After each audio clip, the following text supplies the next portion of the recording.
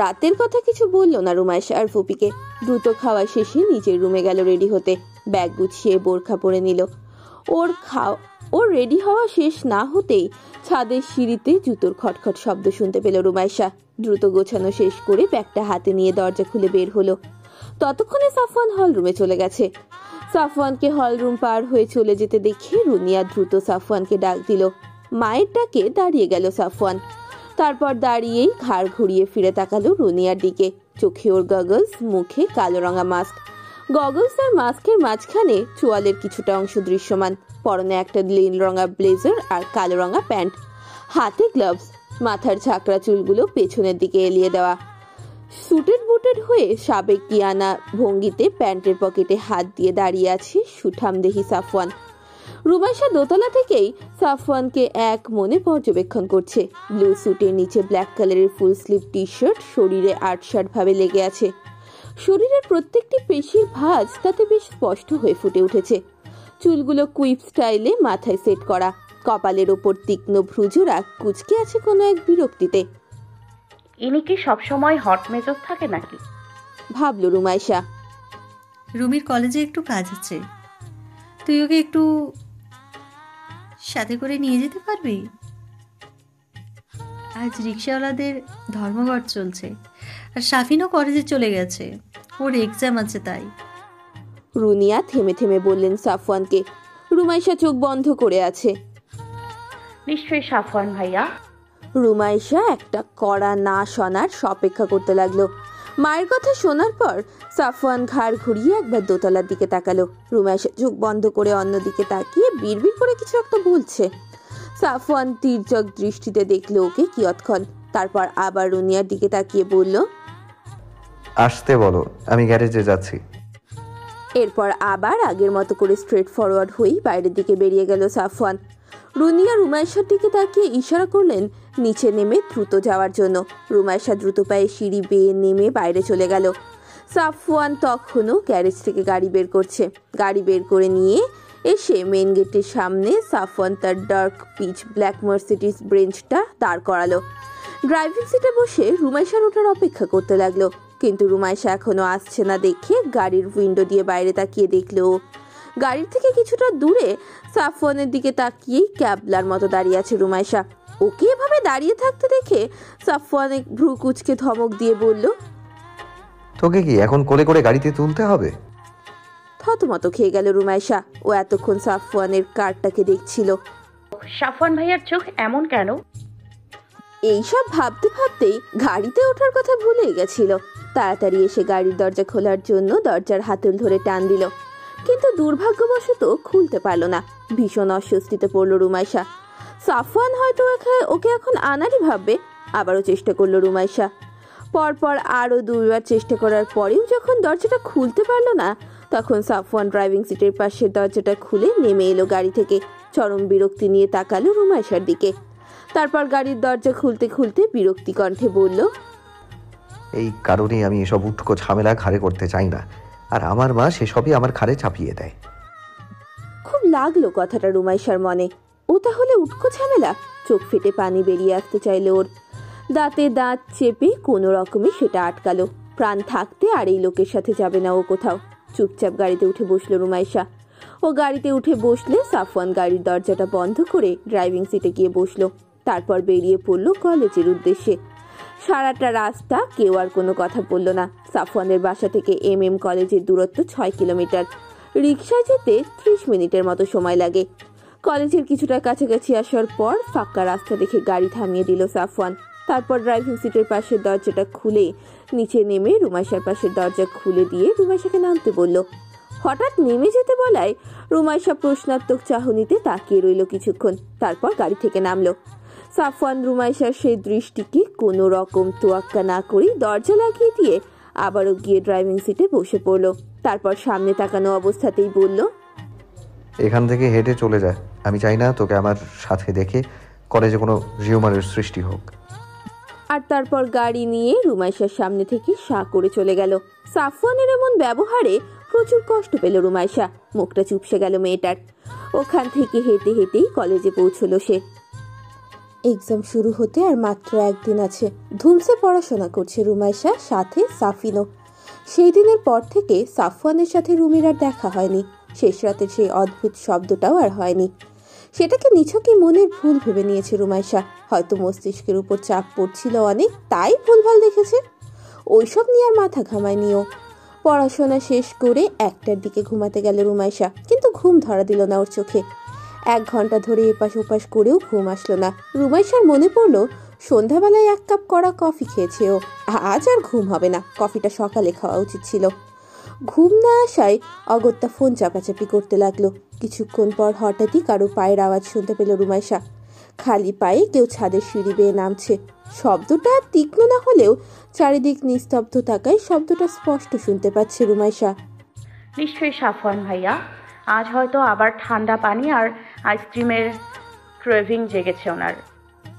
এসব ভেবে নিয়ে আবারও ফোন চাপায় মনোযোগ দিল রুমাইশা। পরক্ষণেই মাথায় চাপলো অন্য এক বুদ্ধি।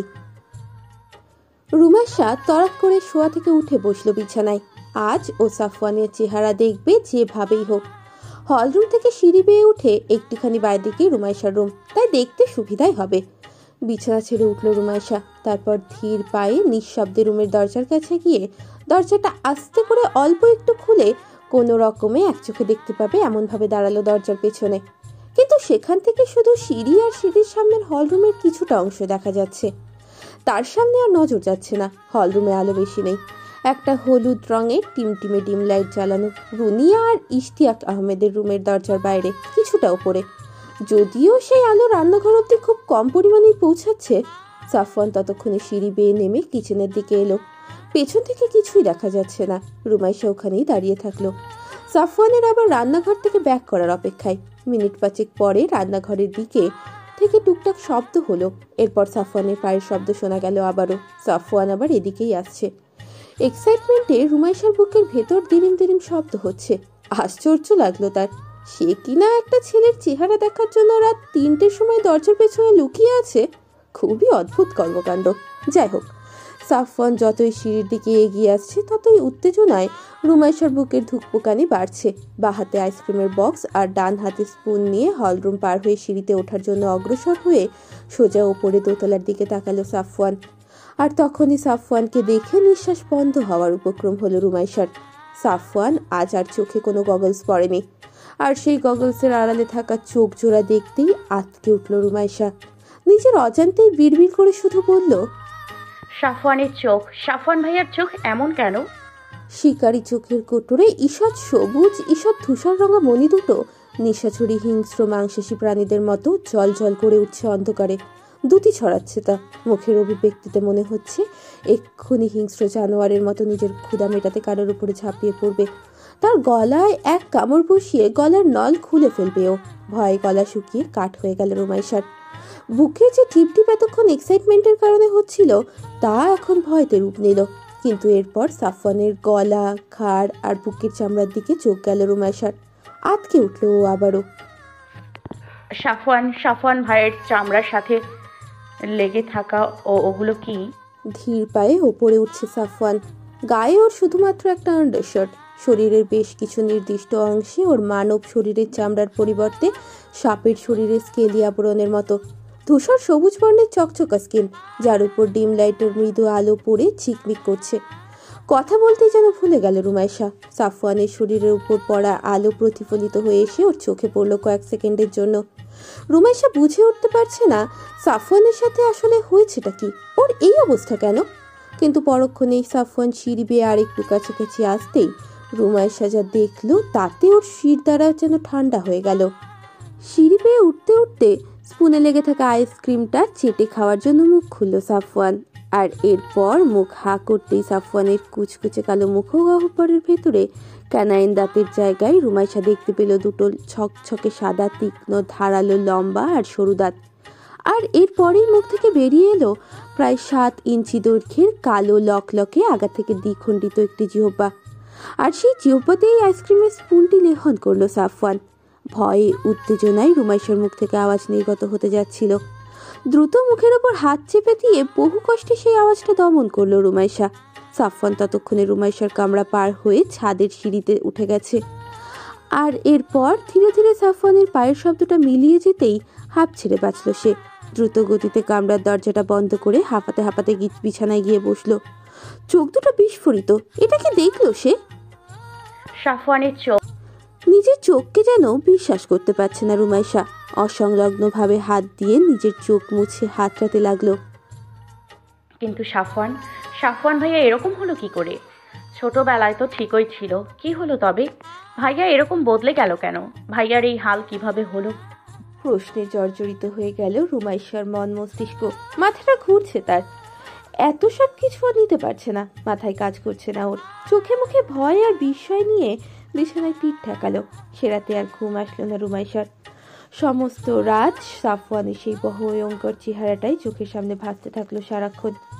সকালবেলা ফোলা ফোলা চোখ মুখ নিয়ে নাস্তার টেবিলে এসে চেয়ার টেনে বসলো রুমাইশা। সাফিন এলেও তার কিছুক্ষণ পর। সে নিজেও একটা চেয়ার টেনে বসে রুমাইশার দিকে তাকিয়ে দেখলো। রুমের ফোলা ফোলা চোখ মুখ দেখে সাফিন উদ্বিগ্ন কণ্ঠে জিজ্ঞেস করলো, কি ব্যাপার আপু, তোমার চোখ মুখ এমন ফোলা ফোলা লাগছে কেন? রাতে ঘুমায়নি ঠিকঠাক? রুমাইশা উদাস গলায় উত্তর দিল, না রে, তেমন কিছু না, এমনিতেই ফোলা ফোলা লাগছে। রুমাইশার গলা শুনে সাফিন বুঝলো কিছু তো একটা গন্ডগোল আছে, কিন্তু আর ঘাটালো না ওকে। সাফিন নাস্তা শেষে উঠে চলে গেল। রুমাইশা তখনও বসে রইল টেবিলে। রুনিয়া কিচেন থেকে হন্তদন্ত হয়ে নাস্তার প্লেট নিয়ে সাফওয়ানকে দিতে যাচ্ছিল ছাদে। রুমাইশাকে বসা দেখে অনুরোধের সুরে বললেন, রুমিমা, সাফওয়ানকে এইটা একটু দিয়ে আয় তো। চুলার ওপর তরকারি আছে, পুড়ে যাবে দেরি হলে। তার উপর আবার তোর ফুপা অফিসে যাবে, তাকে দুপুরের খাবার করে দিতে হবে। সাফওয়ানের কাছে যাওয়ার কথা শুনতেই গলা শুকিয়ে গেল রুমাইশার। সাথে সাথে কাল রাতে দেখা সেই দৃশ্যের কথা মনে পড়ে গেল ওর। চোখ মুখে হঠাৎ করে ফ্যাকাশে হয়ে গেল।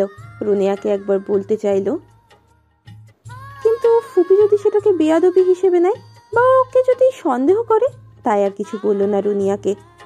ঠিক আছে, দাও, আমি দিয়ে আসছি বলে চেয়ার থেকে উঠিয়ে রুনিয়ার হাত থেকে নাস্তা ট্রেটা নিয়ে সিঁড়ির দিকে এগোলো।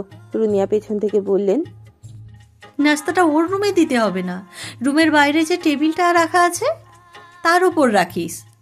আর ওকে বলে আসিস বাইরে থেকে যেন নাস্তা দিয়েছিস। রুমাইশা মাথা নাড়িয়ে সম্মতি জানালো। তারপর ধীর পায়ে দোতলা পার হয়ে উঠে গেল ছাদের সিঁড়িতে। প্রতিটা কদম এগোনোর সাথে সাথে রুমাইশার ভয় বাড়ছে।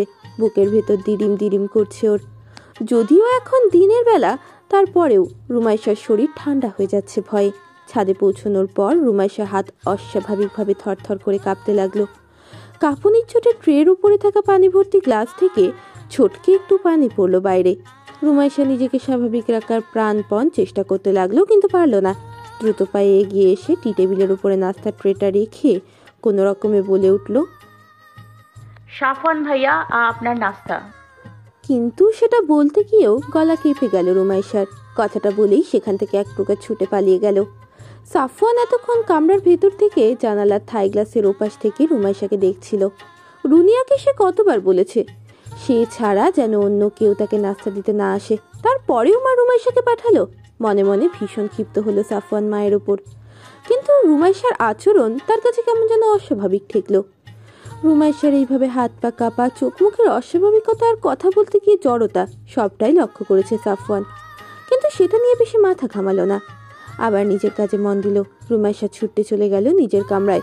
চারপাশে সবকিছু স্বাভাবিক থাকলেও রুমাইশা আর স্বাভাবিক হতে পারলো না, ভুলতে পারলো না সেদিনের সেই দৃশ্যটা।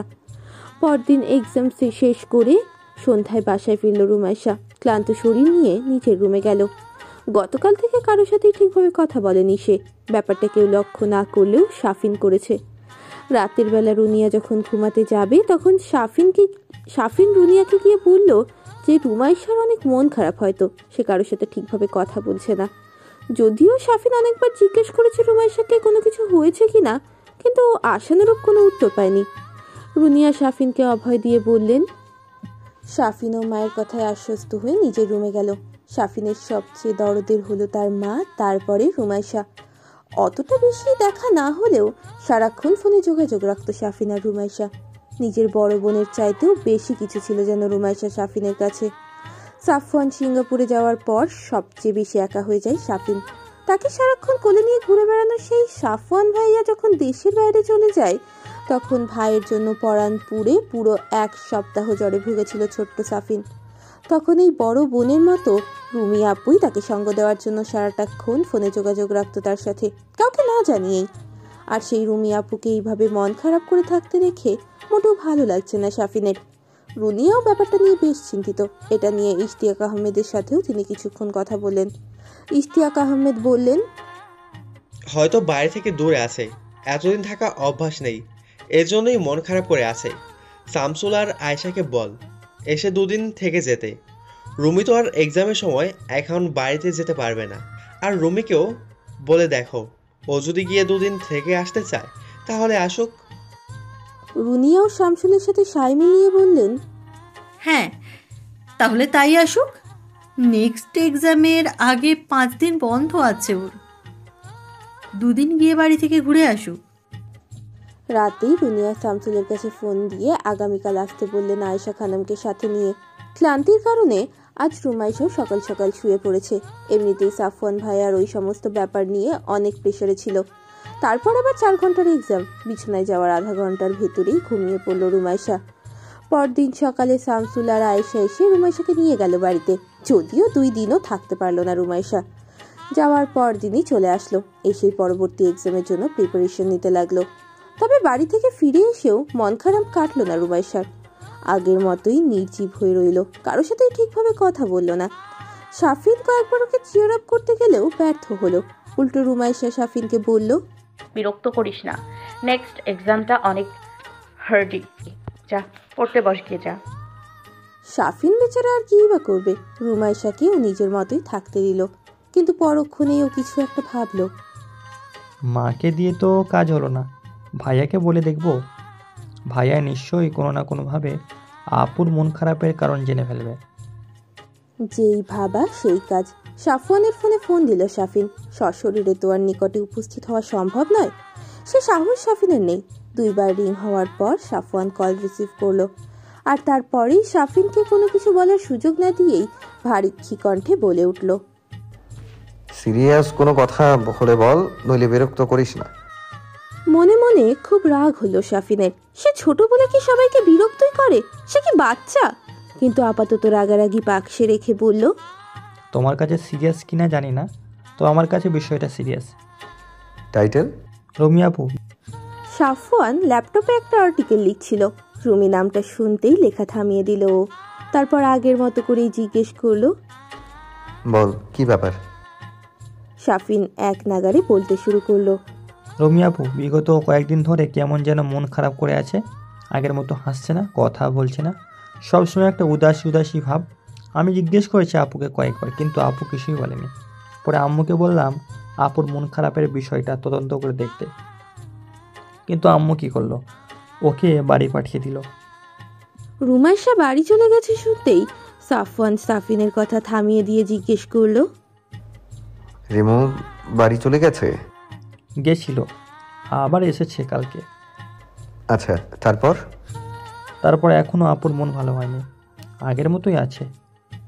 সিরিয়াস কণ্ঠে বলল সাফিন। সাফওয়ান টেবিলে কনুই রেখে হাতে কলমটা আঙুলের ডগায় নিয়ে ঘোরাতে ঘোরাতে আগের মতোই গম্ভীর কণ্ঠে বলল, এখানে আমার ভূমিকা কি? আমাকে কেন ফোন দিয়েছিস? তুমি আপুর সাথে একটু কথা বলে দেখবা, হয়তো এমন হতে পারে আপুকে কেউ ডিস্টার্ব করছে। তোমার সাথে বলতে পারে, তুমি জিজ্ঞেস করলে তো আর মিথ্যা বলতে পারবে না, কারণ তুমি গুরুজন। জায়গা মতো কথাগুলো বলতে পেরে সাফিন খুব মজা পেল। এতে নিশ্চয়ই কাজ হবে। রুমাইশাকে কেউ ডিস্টার্ব করতে পারে ভেবেই ভ্রুকুঞ্চিত হয়ে গেল সাফওয়ানের। বলল, হয়েছে, আমি কথা বলে দেখব।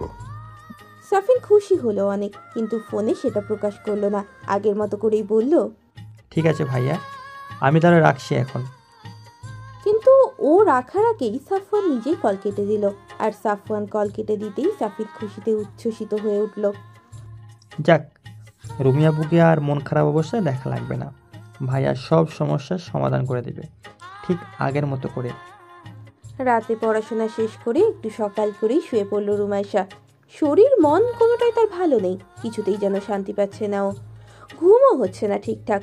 নকশাদার পালঙ্কের বেগুনি নীল মিশেলের ফুলের বিছানার উপর চিত হয়ে পায়ে দুটো ডান পাশে রেখে বিছানার গায়ে রেখে সিলিংয়ের দিকে তাকিয়ে আছে রুমাইশা। কি যেন এক অশান্তি তাড়া করে চলেছে ওকে, কিছুতেই স্বাভাবিক হতে পারছে না ও। বিগত কিছুদিনের কথা ভাবতে ভাবতে দীর্ঘশ্বাস ফেলল রুমাইশা। এই অশান্তির কথা ও না পারছে কাউকে বলতে, আর না পারছে সইতে। চোখ ফেটে পানি আসতে চাইল ওর। এমন সময় দরজায় হঠাৎ নক পড়ল। রুমাইশা শোয়া থেকে উঠে বসলো, চোখ দুটো মুছে নিল ভালোভাবে। ভাবতে ভাবতে উঠে দরজা খুলে দিল রুমাইশা, কিন্তু ও কাউকেই সামনে পেল না। মনে মনে সাফিনের উপর ভীষণ বিরক্ত হলো। নিশ্চয় এটা ওর কাজ, দরজায় নক দিয়ে দৌড় দিয়েছে। নিজের শোক বিলাস করার সময় এইরকম ডিস্টারবেন্স মোটেও পছন্দ হলো না রুমাইশার। মনে মনে সাফিনকে খুব করে বকা দিয়ে ভ্রুকুটি করে দরজা আবারও বন্ধ করতে গেল সে। রিমো, হঠাৎ কারো গম্ভীর শান্ত কণ্ঠে নিজের নাম শুনে চমকে লাফিয়ে উঠল রুমাইশা। মুখ থেকে অস্ফুট শব্দ বেরিয়ে আসলো ওর। সাফওয়ান ভাইয়া, ভাইয়া এইখানে এত রাতে? বুকের ভেতর হাতুড়ি পেটা শুরু হলো রুমাইশার। ভয়ে কুকড়ে গেল। দরজার পাশে আবছা অন্ধকার জায়গাতে ছাই রঙা আন্ডারশার্ট আর কালোর উপর ছাই রঙা স্ট্রাইপ দেওয়া ট্রাউজার পরে, মুখে মাস্ক আর চোখে ডার্ক গগলস পরে দাঁড়িয়ে আছে সাফওয়ান। দুই হাত ট্রাউজারের পকেটে রাখা। রুমাইশা বাইরে বের হলো না, ঈষৎ ফাঁকা রাখা দরজার ওপাশেই রইল। তারপর ভীত সন্ত্রস্ত কণ্ঠে বলল, জি জি ভাইয়া, কিছু বলবেন? রুমাইশার কণ্ঠ শুনে দরজার দিকে কিছুটা এগিয়ে এলো সাফওয়ান।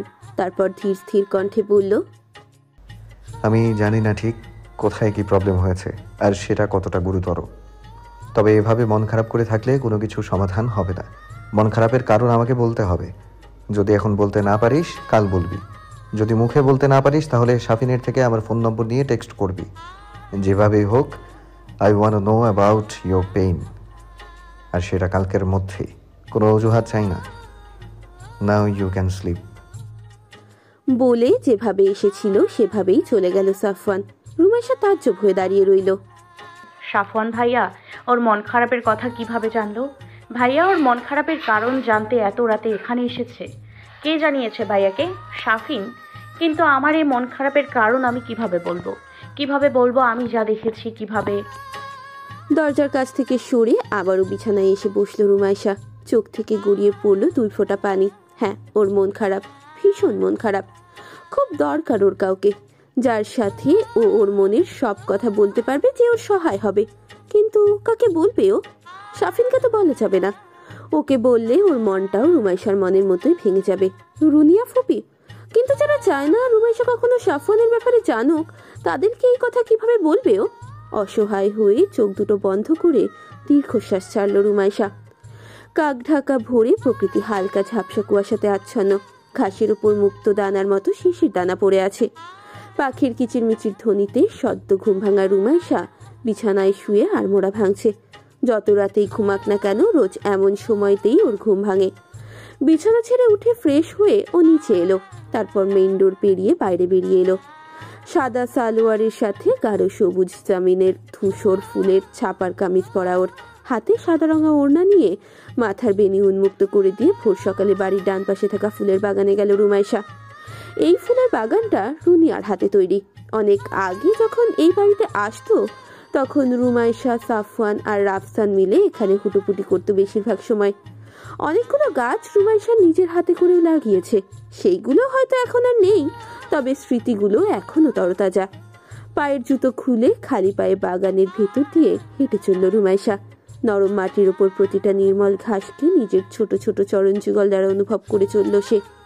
বিশাল এরিয়া জুড়ে ফুলের বাগান, অনেক অনেক রকমের ফুল, তবে গোলাপি বেশি। বাগানের ভেতর হাজারো ফুলের মাঝখানে সাদা রঙা ওড়নার বদৌলতে শুভ্র প্রতীকের মতো জলজল করছে রুমাইশা। ফুলগুলোকে আলতো করে ছুঁয়ে দিচ্ছে। ফুলগুলো যেন ওর স্পর্শ পেয়ে নিজেদেরকে আরো বেশি মেলে ধরছে। সমস্ত বাগানে ঘুরে ঘুরে সবগুলো ফুলকে একটু একটু করে ছুঁয়ে দিয়ে ঘরে ফিরল রুমাইশা। নিজের কামরাতে ফিরেই ওর মনে পড়লো সাফওয়ান বলেছিল ওর সমস্যার কথা সাফওয়ানকে বলতে।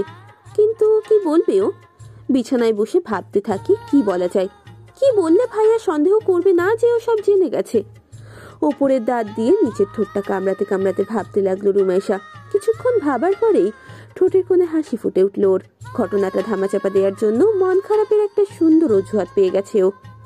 যদিও মিথ্যে বলতে হবে কিছু বলে কিছুটা মন খারাপ হচ্ছে, কিন্তু এখন আর কিছু করার নেই। নিজের ফোনটা হাতে নিয়ে দুলতে দুলতে সাফওয়ানের কামরার সামনে গেল। দরজার ওপর বার ধুয়েক নখ পড়তেই দরজা খুলল সাফিন। দরজার সামনে রুমাইশাকে দেখে মিষ্টি করে দাঁড়িয়ে থাকতে দেখে সাফিন বলল, কি ব্যাপার, এত খুশি কেন? কিছু হয়েছে নাকি? ভেতরে এসে বসো আপু। রুমাইশা ভেতরে গিয়ে সাফিনের পড়ার টেবিলের চেয়ার টেনে বসে পড়ল। কিছু বলবে আপু? সাফিন বিছানায় বসতে বসতে জিজ্ঞেস করলো। রুমাইশা লজ্জায় লাল নীল হয়ে গেল। সাফওয়ানের ফোন নাম্বার সাফিনের কাছে কিভাবে চাইবে সে? যদি সাফিন কিছু মনে করে ওদের নিয়ে, এমনিতেই সুযোগ পেলেই খোঁচা দেয়। এখন ফোন নাম্বার নিচ্ছে দেখে যদি খোঁচার পরিমাণ আরো বেড়ে যায়। সাফিন যদি ফুপ্পিকে বলে দেয় যে আমি সাফওয়ান ভাইয়ার ফোন নম্বর নিয়েছি, তখন আমি যদি সাফিনকে বলি যে সাফওয়ানের ফোন নম্বর নিচ্ছি, এটা যেন ফুপ্পি না জানে, তখন তো সাফিন আরও বেশি সন্দেহ করবে। কি করব?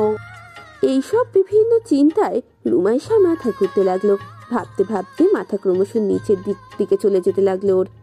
রুমাইশাকে এইভাবে চুপচাপ লাল হয়ে যেতে দেখে সাফিন বলে উঠল, আপু চুপ করে আছো যে, কি বলতে চাও বলো। সাফিন মনে মনে ভাবলো, নিশ্চয়ই ভাইয়ার সাথে কিছু হয়েছে, মেবি ভাইয়া কিছু বলেছে ওকে। মন খাবারের বিষয় নিয়ে আপুকে তো একটু খুশি খুশিও লাগছে, কিন্তু তার সাথে আমার কি সম্পর্ক সেটাই তো বুঝতে পারছি না। কিন্তু সাফিন একটুও টের পেল না যে এই হাসি তার রুমি আপুর মন খারাপের ছদ্মবেশ।